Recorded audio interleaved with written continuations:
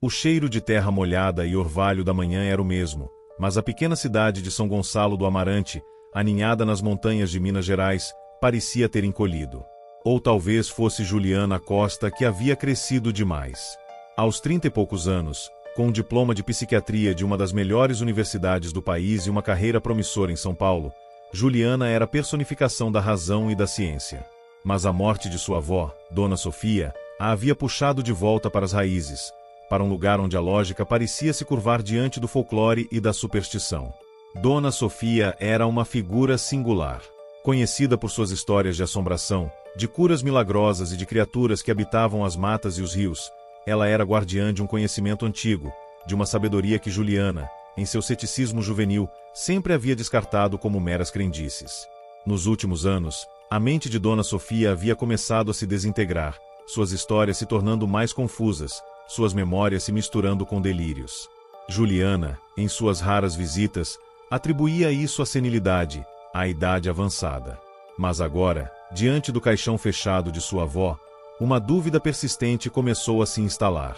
O funeral foi um evento simples, mas carregado de uma melancolia profunda.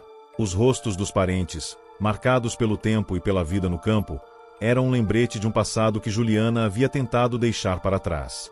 Seu tio-avô, José, um homem de poucas palavras e olhos que pareciam ter visto demais, a abraçou com uma força que a surpreendeu. Sua avó era uma mulher forte, Juliana. Mas o que a levou não foi a idade. A frase, sussurrada em seu ouvido, ressoou na mente de Juliana, plantando uma semente de apreensão. Após o funeral, Juliana decidiu ficar na casa de sua avó por alguns dias, para organizar os pertences e, talvez, encontrar alguma explicação para a morte repentina. A casa, uma construção antiga de taipa e madeira, exalava o cheiro de ervas secas, de incenso e de um tempo que se recusava a morrer. Cada objeto parecia carregar uma história, cada canto, um segredo. Juliana, com sua mente analítica, começou a catalogar os pertences de sua avó, buscando por qualquer pista, qualquer indício que pudesse desvendar o mistério. As primeiras anomalias eram sutis, facilmente atribuíveis à sua mente cansada ou à nostalgia. Objetos que mudavam de lugar quando ela não estava olhando. Uma xícara de chá que ela havia deixado na mesa da cozinha aparecia na sala de estar. Um livro que ela tinha certeza de ter guardado na estante estava agora no chão do quarto. Pequenas coisas, facilmente atribuíveis à distração ou à má memória, mas que se acumulavam, criando uma sensação insidiosa de que ela não estava sozinha, de que algo estava brincando com ela, testando os limites de sua percepção. Ela começou a notar que as fotos de família na parede pareciam se alterar. Rostos que ela conhecia se tornavam estranhos. Expressões que ela se lembrava se transformavam em algo diferente. Em uma foto de sua avó jovem, Dona Sofia parecia estar olhando diretamente para ela, um sorriso enigmático nos lábios, como se soubesse de algo que Juliana ainda não compreendia. Ela piscava, esfregava os olhos, atribuindo à iluminação a idade das fotos. Mas a frequência e a especificidade das anomalias começaram a corroer sua racionalidade. Uma noite, enquanto revisava os papéis de sua avó, ela ouviu um som. Não era um som da casa, nem do vento lá fora.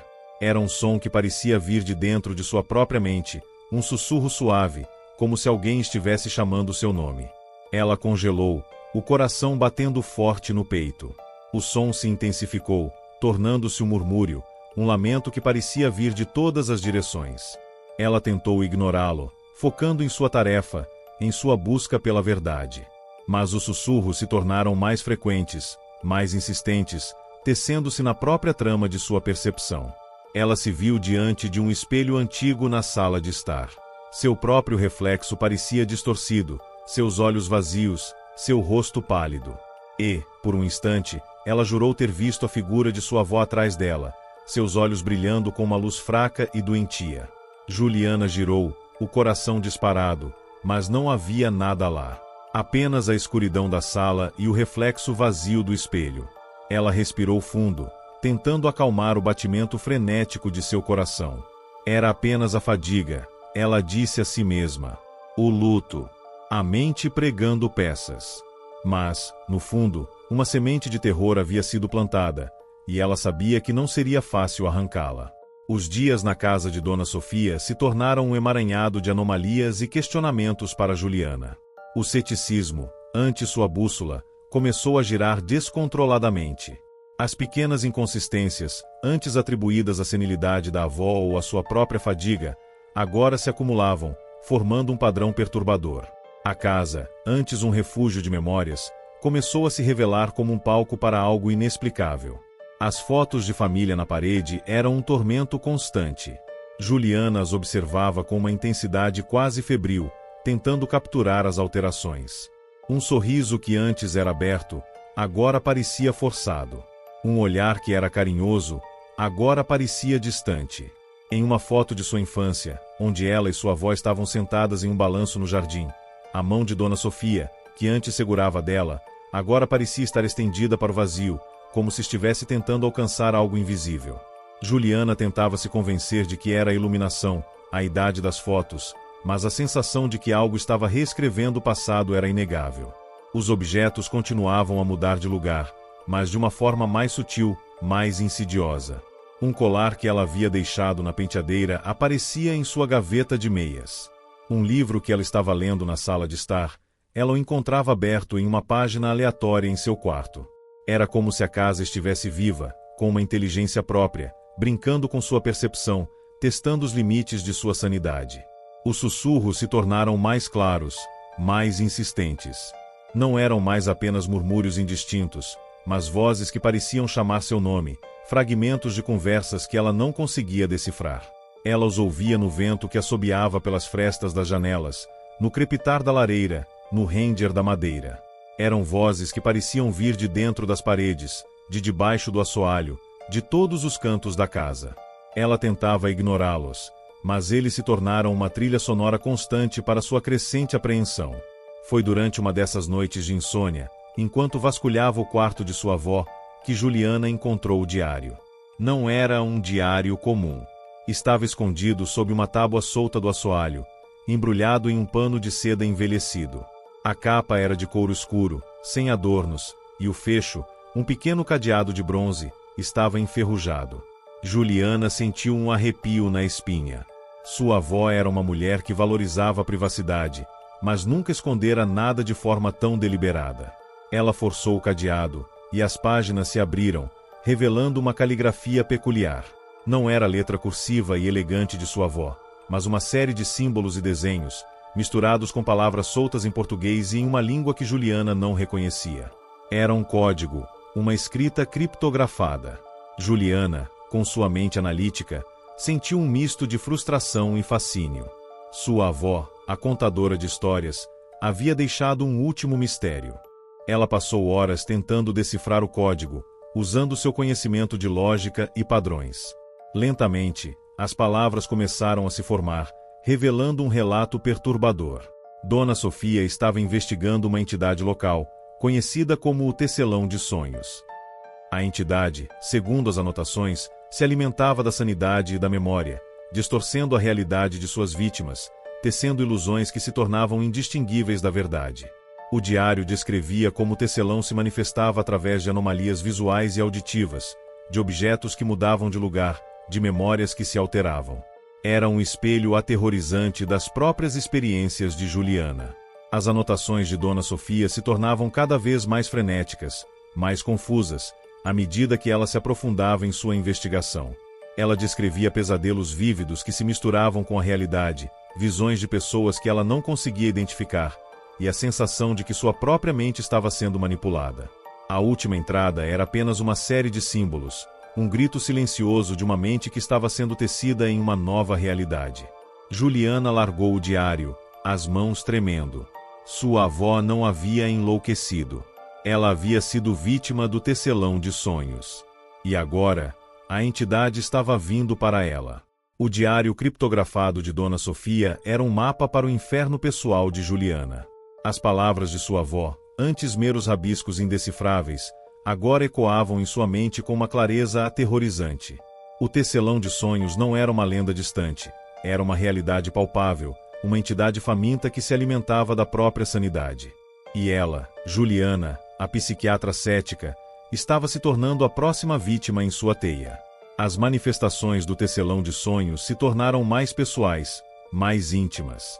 Os pesadelos, antes esporádicos, agora eram uma constante, vívidos e perturbadores, misturando-se com a realidade de forma insidiosa.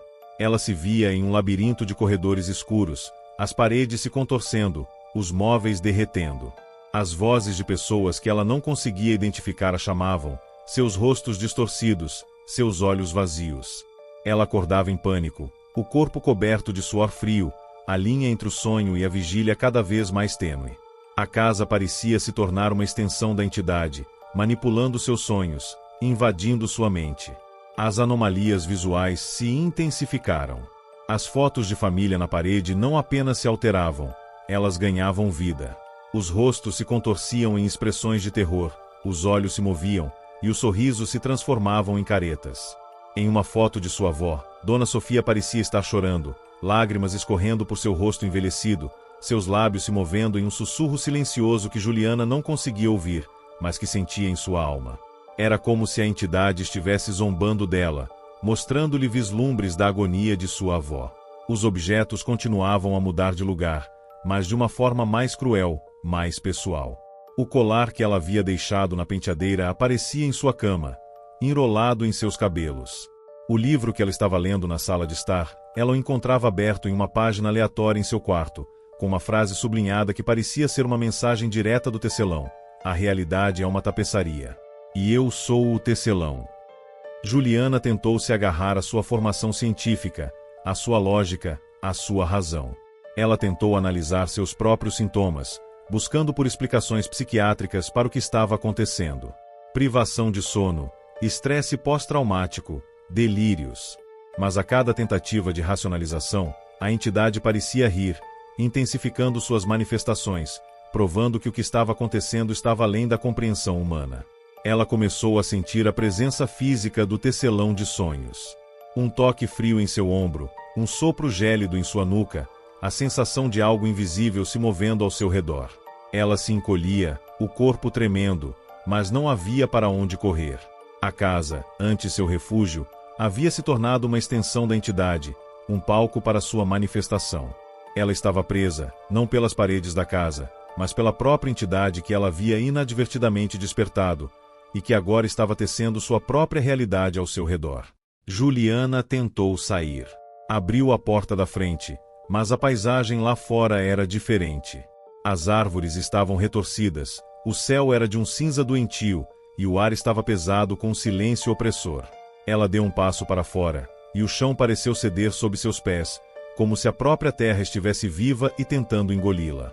Ela recuou, o coração disparado, e a porta se fechou sozinha, com um clique suave. A casa não a deixaria ir. Ela a queria, a precisava, para se alimentar de sua sanidade e de sua memória.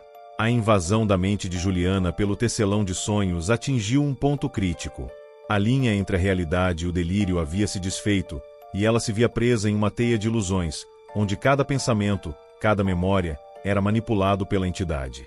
Em meio ao caos, uma lembrança fragmentada de sua avó, Dona Sofia, sussurrando o nome Mestre João, acendeu uma pequena chama de esperança. Mestre João era uma figura lendária na pequena comunidade, um xamã, curandeiro e guardião de antigas tradições. Juliana, com sua formação científica, sempre o havia visto com um misto de curiosidade e ceticismo. Mas agora, desesperada, ela se agarrou àquela última esperança. Ela conseguiu, com grande dificuldade, sair da casa, a paisagem ao redor parecendo se contorcer e se retorcer a cada passo, como se a própria terra estivesse tentando impedi-la. Ela encontrou Mestre João em sua pequena cabana, escondida no meio da mata, um lugar que parecia intocado pelo tempo. O xamã, um homem de idade avançada com olhos que pareciam ver além do visível, a recebeu com uma calma que contrastava com o tormento de Juliana.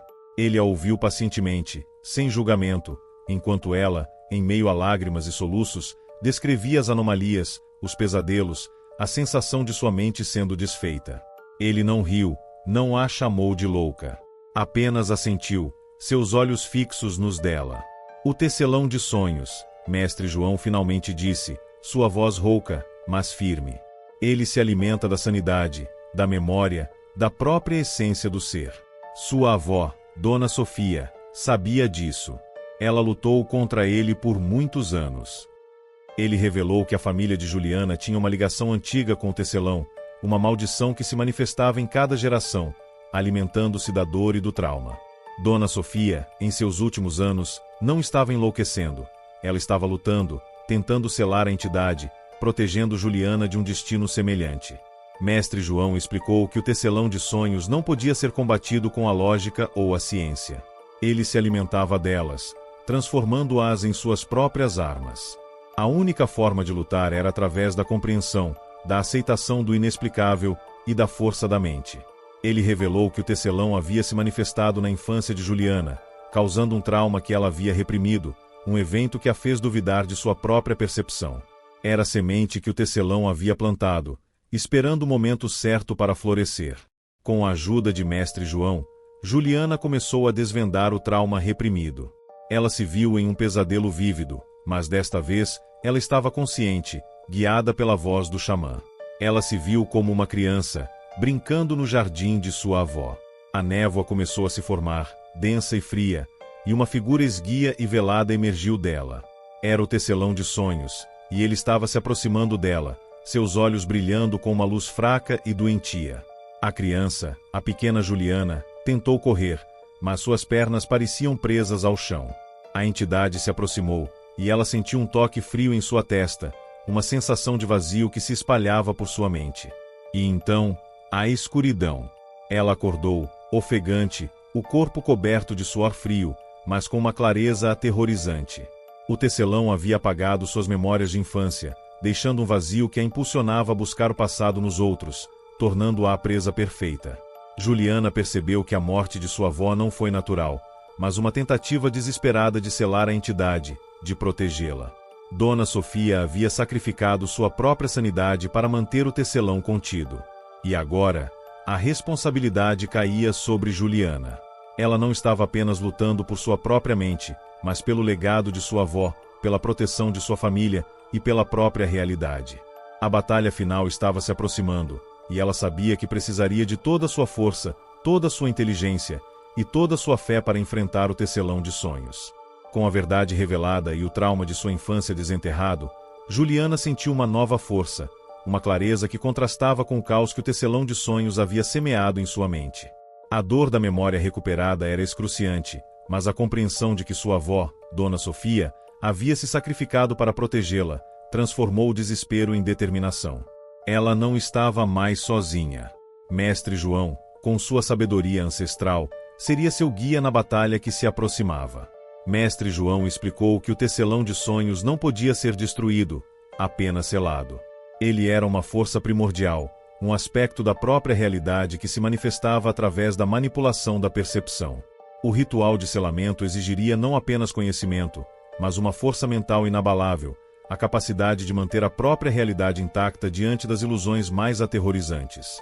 E o local do ritual seria a própria casa de Dona Sofia, o epicentro da manifestação do tecelão. Eles passaram os dias seguintes preparando o ritual. Mestre João instruiu Juliana sobre as ervas sagradas, os símbolos de proteção, os cânticos antigos que seriam usados para invocar e conter a entidade. Juliana, com sua mente analítica, absorvia cada detalhe, buscando a lógica por trás da magia, a ciência por trás do inexplicável. Ela via paralelos entre os conceitos de sua psiquiatria e as crenças do xamã. A mente como um campo de batalha, a importância da percepção, a força da crença. Na noite do ritual, a casa de Dona Sofia estava imersa em uma quietude opressora. As velas bruxuleavam, lançando sombras dançantes nas paredes, e o cheiro de ervas queimadas preenchia o ar. Mestre João e Juliana sentaram-se no centro da sala principal, cercados por símbolos desenhados no chão com giz e sal. O xamã começou a entoar os cânticos, sua voz profunda e ressonante, e Juliana o acompanhou, sua voz, a princípio hesitante, ganhando força à medida que o ritual avançava. O tecelão de sonhos não demorou a se manifestar. A temperatura na sala caiu drasticamente, um frio gélido que parecia sugar o calor de seus corpos. As velas piscaram, e as sombras nas paredes começaram a se contorcer, assumindo formas grotescas e ameaçadoras. Os sussurros se intensificaram, tornando-se um coro de vozes que pareciam vir de todas as direções, ombando, ameaçando, tentando quebrar a concentração de Juliana. O tecelão atacou a mente de Juliana com força total. Ela se viu em um labirinto de pesadelos, visões de sua avó sendo atormentada, de sua família em chamas, de si mesma enlouquecendo. A entidade manipulava suas memórias, transformando seus entes queridos em figuras distorcidas, seus sorrisos em caretas, suas vozes em lamentos. Era uma tortura psicológica, uma tentativa de fazê-la sucumbir, de fazê-la duvidar de sua própria sanidade.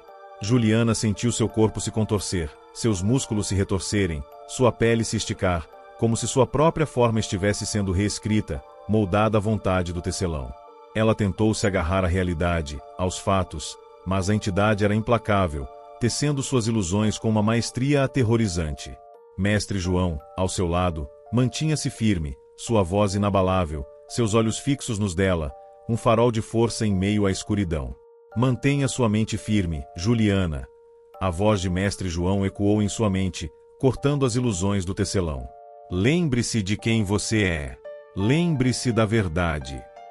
Juliana fechou os olhos, concentrando-se nas palavras do xamã, nas memórias reais de sua avó, na sua própria identidade. Ela visualizou uma barreira, um escudo de luz que a protegia das ilusões do tecelão. A batalha era mental, e ela não podia se dar ao luxo de perder. A voz de Mestre João, um mantra de força e clareza, foi a âncora de Juliana no turbilhão de ilusões do tecelão de sonhos. Ela se agarrou às palavras do xamã, à sua própria formação psiquiátrica, à memória de sua avó e à verdade inabalável de sua própria identidade. A batalha era feroz, um embate entre a realidade e a ilusão, entre a sanidade e a loucura, e Juliana sentia cada fibra de seu ser sendo testada. Ela visualizou o tecelão, não como uma figura, mas como uma teia de energia, de fios invisíveis que se conectavam a cada memória, a cada medo, a cada dúvida em sua mente. E então, usando as técnicas de visualização que Mestre João havia ensinado, e seu próprio conhecimento sobre a estrutura da mente, ela começou a cortar esses fios. Um por um. Cada corte era uma dor excruciante, como se estivesse arrancando pedaços de sua própria alma, mas ela persistiu. As ilusões do tecelão começaram a se desfazer. As visões de sua avó atormentada se transformaram em seu sorriso gentil. As chamas do incêndio se tornaram a luz suave de uma lareira. Os rostos distorcidos de seus entes queridos se tornaram seus verdadeiros rostos, cheios de amor e apoio. A voz do tecelão, antes um coro de lamentos, se tornou um sussurro fraco, e então, o silêncio. Juliana sentiu uma onda de energia percorrer seu corpo, uma sensação de libertação, de clareza. O frio gélido na sala começou a diminuir, e as sombras nas paredes se retraíram, voltando ao normal. As velas, que antes bruxuleavam, agora ardiam com uma chama constante. O tecelão de sonhos havia sido selado. Não destruído, mas contido, preso em um lugar onde não poderia mais manipular a realidade ou se alimentar da sanidade humana. Mestre João, exausto, mas com um sorriso de alívio no rosto, assentiu para ela. Você conseguiu, Juliana. Você é mais forte do que pensa. Juliana sentiu uma exaustão profunda, mas também uma sensação de triunfo. Ela havia lutado contra o inexplicável, contra uma força que desafiava toda a lógica, e havia vencido. No entanto, a vitória não veio sem consequências. A mente de Juliana havia sido permanentemente alterada. Ela não era mais a psiquiatra cética que havia chegado a São Gonçalo do Amarante. Ela agora via o mundo de uma forma diferente, compreendendo a fragilidade da mente humana e a existência do inexplicável. As linhas entre a realidade e o sobrenatural haviam se tornado tênues, e ela agora podia perceber as sutilezas, os ecos, as sombras que a maioria das pessoas ignorava. Ela continuou sua carreira como psiquiatra, mas com uma nova perspectiva. Seus pacientes, que antes pareciam sofrer de delírios e alucinações, agora eram vistos com uma compreensão mais profunda. Ela sabia que nem tudo podia ser explicado pela ciência, que havia forças além da compreensão humana que podiam moldar a mente e a realidade. Ela se tornou uma ponte entre os dois mundos, usando seu conhecimento científico e sua nova percepção para ajudar aqueles que, como sua avó, haviam sido tocados pelo inexplicável. A casa de Dona Sofia, agora purificada, tornou-se seu novo lar. Ela transformou em um centro de pesquisa e cura, um lugar onde ela podia continuar a estudar os mistérios da mente e do sobrenatural. Ela sabia que o tecelão de sonhos ainda existia, adormecido, esperando o momento certo para retornar. Mas Juliana não tinha mais medo. Ela havia enfrentado o vazio, havia lutado contra a manipulação e havia emergido mais forte, mais sábia, mais completa. Ela estava pronta. A história de Juliana Costa não era um fim, mas um novo começo, uma prova da resiliência da mente humana e da capacidade de lutar contra o inexplicável.